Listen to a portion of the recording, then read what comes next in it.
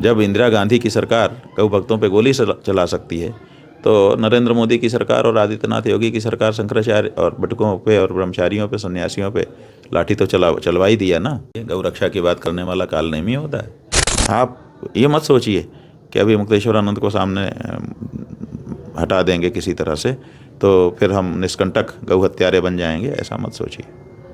कोई ना कोई आगे आएगा। हाँ। लेकिन करपात्री जी महाराज तिहाड़ जेल से और सारा मतलब दंड उन्होंने भोगा और मार डाला गया उनको, उसके बाद तो बीच का कालखंड हमें नहीं लग रहा है कि गाय को लेकर के इतना बड़ा जन आंदोलन और इस तरह की जन जागरूकता पैदा की गई हो। बात यह है कि 60 साल लग गए, 66 से 76, 76 से 86, 86 से 96, 96 से 6, 6 से 16 और अब 26, 60 साल हो गए। 60 साल जो गोलियां इंदिरा गांधी के समय में चलाई गईं गौ भक्तों के ऊपर, उनका कितना बड़ा प्रभाव रहा। कोई गौ माता के लिए उस तरह की बुलंद आवाज़ उठा ही नहीं सका। और केवल गौ भक्तों की बात नहीं है, जैसे करपात्री जी महाराज का आपने नाम लिया, धर्म सम्राट, उनको कितना चोट पहुंचाई गई। तो लोगों ने समझा कि जब करपात्री जी महाराज धर्म सम्राट के ऊपर ये सब हो सकता है तो हम किस खेत की मूली हैं। तो सब डर गए, और डर का ही तो कारण है कि अपने अपने मंचों पे गौ माता की जय हो, गौ हत्या बंद हो कहते रहे लोग। छोटे छोटे संगठनों में गौ माता की हत्या को बंद करने की आवाज़ उठाते रहे लोग। लेकिन जिस तरह का आंदोलन 66 में खड़ा हुआ था, वैसा आंदोलन कहाँ खड़ा हो पाया। तो अब धीरे धीरे हम लोगों ने सोचा कि भाई ये बात छोड़नी नहीं चाहिए, जहाँ से आंदोलन ख़त्म हुआ वहीं से फिर से शुरू करो। तो हम लोगों ने वहाँ से शुरू किया और ये आवाज़ बुलंद कर रहे हैं। अब ये ठीक है कि जब करपात्री जी महाराज के साथ हुआ और गौ भक्तों के साथ 66 में हुआ, तो अब 26 में भी कोई ऐसी बात नहीं है। जो सरकार होगी, सरकारें तो सब सरकारें ही हैं, अब तो पता चल गया। अब तो ऐसा नहीं है कि ये वाली सरकार वो वाली सरकार। जब इंदिरा गांधी की सरकार गौ भक्तों पे गोली चला सकती है, तो नरेंद्र मोदी की सरकार और आदित्यनाथ योगी की सरकार शंकराचार्य और बटुकों पे और ब्रह्मचारियों पे, सन्यासियों पे लाठी तो चलवा ही दिया ना। कहाँ ज़्यादा अंतर रहा। ज़्यादा से ज़्यादा अगर कोई अंतर निरूपित करना चाहेगा तो यही कहेगा कि गोली और लाठी में जो अंतर है उतना ही अंतर है, इससे ज़्यादा अंतर तो। लाठी ही नहीं चलवाया, अनर्गल जो प्रलाप किया योगी जी ने, एक काली नेम शब्द का प्रयोग किया। बताइए, गौ रक्षा की बात करने वाला काल नेमी होता है कि गौ हत्या कराने वाला काल नेमी होता है?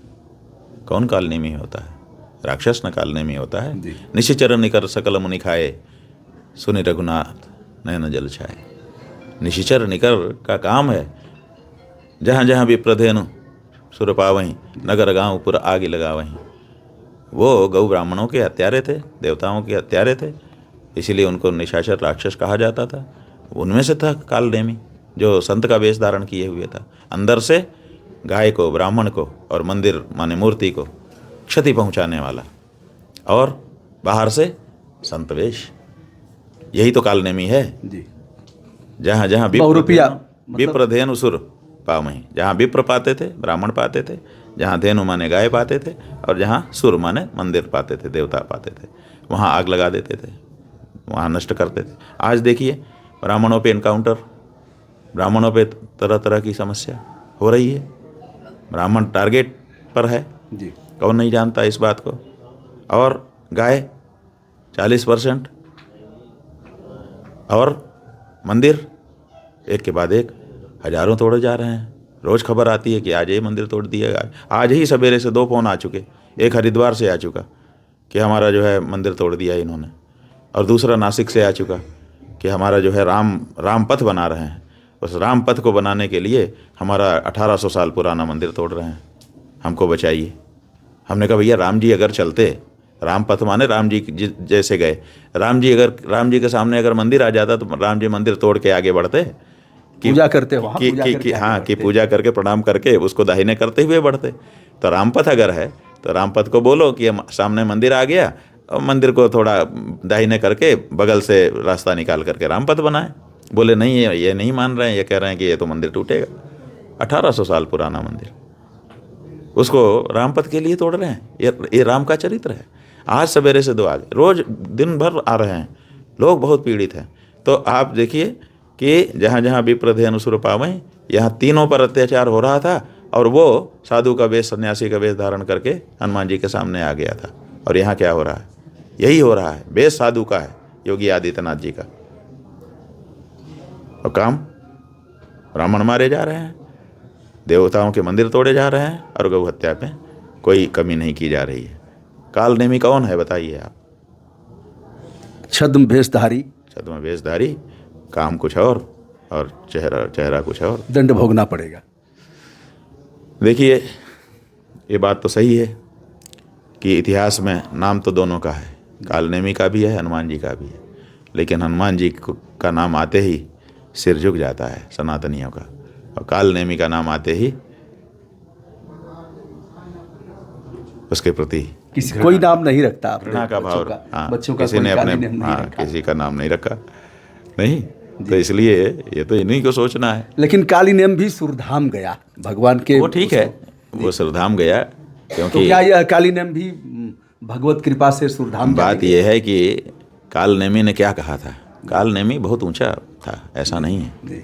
उसके चरित्र में बताया गया है कि जब रावण ने उसको बुलाया और कहा कि हनुमान का रास्ता रोको, उसने कहा कैसे रोकें? कहा बहुत सरल तरीका है, सीता को मैं कैसे लाया था, नकली साधु का वेश धारण करो, सामने जाओ, ये लोग बहुत श्रद्धालु हैं, काम बन जाएगा। तो उसने सोचा कि क्या करें, अगर मना करते हैं तो रावण हमको मार देगा, और अगर नहीं मना करते हैं तो हनुमान जी हमको मार देंगे। हम तो समझ गए। तो उसने सोचा कि रावण के हाथ से मरने से अच्छा है हनुमान के हाथ से मरे। ये उसके जीवनी में पहले से ही शास्त्रों में लिखा हुआ है कि उसने ये सोच करके अपने आप को प्रस्तुत किया। तो उसकी बुद्धि शुद्ध थी कि हम इनके करकमलों से मर करके अपने जीवन को सुधार। तामस तन का साधन नाही, प्रीत न पद सरोज मन माही, ये सब उसके भाव थे। तो उसके भाव चूंकि शुद्ध थे, इसलिए उसकी मुक्ति हुई। इधर होने वाली लेकिन नहीं। जिसके भाव शुद्ध नहीं है तो उसकी मुक्ति कैसे हो जाए? अंतिम सवाल गुरुजी, एक और आपको प्रस्ताव आया, हाँ। लिखित और मौखिक की, हम आपको सम्मान के साथ फूलों की बारिश कराते हुए पालकी में ले चलेंगे और स्नान कराएंगे। 2 नोटिस के बारे में तो सब लोग जान रहे हैं। 2 नोटिस में 24 घंटे का समय और फिर खाली करने का, हटाने का, शंकराचार्य किसने बनाया, यह सब ऊल जलूल जो उनको अधिकार नहीं था, इसे लेकर के आपके लोग कोर्ट भी गए हैं। तीसरी नोटिस क्या थी जिसमें प्रस्ताव आया था? नहीं, प्रस्ताव मौखिक रूप से ही आया था। जी। तो वो कह रहे थे कि आपको हम ससम्मान स्नान कराएंगे, जिन लोगों ने मारा पीटा है सारे अधिकारी संगम पे खड़े होकर आपके ऊपर पुष्प वर्षा करेंगे, जी। और भविष्य के लिए हम लिख करके देंगे कि जैसा आप मांग रहे हैं कि चारों शंकराचार्यों को भविष्य में ये परेशानी नहीं आएगी, लेकिन क्षमा नहीं मांगेंगे। तो हमने सोचा कि भाई ये प्रस्ताव ऐसा है कि इसमें लोभ दिखाया जा रहा है हमको कि आपके लिए ये व्यवस्था सब हो जाएगी। तो लेकिन हमारी आंखों के सामने जो अन्याय हुआ है उसका क्या होगा? जी। तो इसलिए ये हमको एक तरह का लोभ दिया जा रहा है। अगर इस लोभ को हम स्वीकार कर लेंगे, इस प्रस्ताव को, तो जीवन पर्यंत हमारे मन में ये रहेगा, हमारी आत्मा हमको धिक्कारती रहेगी कि बच्चों को लाठी से पिटवा करके उसकी एवज में तुमने ये सुविधा प्राप्त की है। तो ये हमारे अंतरात्मा ने स्वीकार किया नहीं, इसलिए हमने उस हो सकता है कोई और साजिश रही हो, यह भी तो हो सकता है। हाँ, बिल्कुल हो सकती है, क्योंकि वो क्या करेंगे भरोसा तो नहीं किया जा सकता। विश्वास की ही हानि हुई है, न्याय की हानि हुई।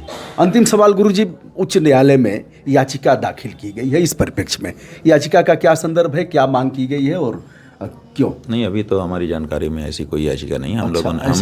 हम लोगों ने कोई याचिका दाखिल नहीं की है जी। इसके मारपीट के लिए कोई अपराध? वकीलों ने, कई सारे वकीलों ने अलग अलग याचिकाएं बनाई थी, हमारे पास लेकर के आए थे कि हमने बनाई है, इसको दाखिल करना है। तो हमने कहा कि ये जो मामला है ये ईश्वर की न्याय परिधि में आता है, ईश्वर न्याय करेंगे, इसलिए इसको इस न्यायालय में ले जाना हमारा विचार नहीं है। तो हम नहीं गए आगे ईश्वर के। इसीलिए हमने जब वहाँ से मेला क्षेत्र छोड़ा कल, तो हमने कहा हे प्रयागराज, हे माँ गंगा, हे यमुना, हे भरद्वाज जी, आप इसका निर्णय करिएगा। तो उनकी कोर्ट में हमारा मुकदमा दाखिल है, न्याय वही करेंगे। नारायण की कोर्ट में मुकदमा दाखिल है, वही न्याय करेंगे। महाराज श्री, अंतिम सवाल यह कि गाय और गंगा के लिए अगला कार्यक्रम क्या है? वही हमको अब तय करना है जी। ये जो गौ माता की रक्षा का प्रश्न है, ये जन जन का प्रश्न है और ये ज़रूर होना चाहिए। हम सोच रहे हैं कि इस बारे में जो नया कार्यक्रम है हमारा, मार्च में तो हम लोग इकट्ठा होने के लिए कहे ही हैं। उसके अलावा भी अगर कुछ है तो उसकी सलाह कर लें अपने साथियों से और गौ माता की रक्षा के लिए अगला कदम बढ़ा दें। दोस्तों, हम हैं श्री विद्या मठ केदारेश्वर महादेव माँ गंगा के किनारे। आज महाराज श्री ने, पूज्य शंकराचार्य जी ने हमें समय दिया। विनम्रता के साथ हम प्रणाम निवेदित करते हैं। नारायण नारायण नारायण।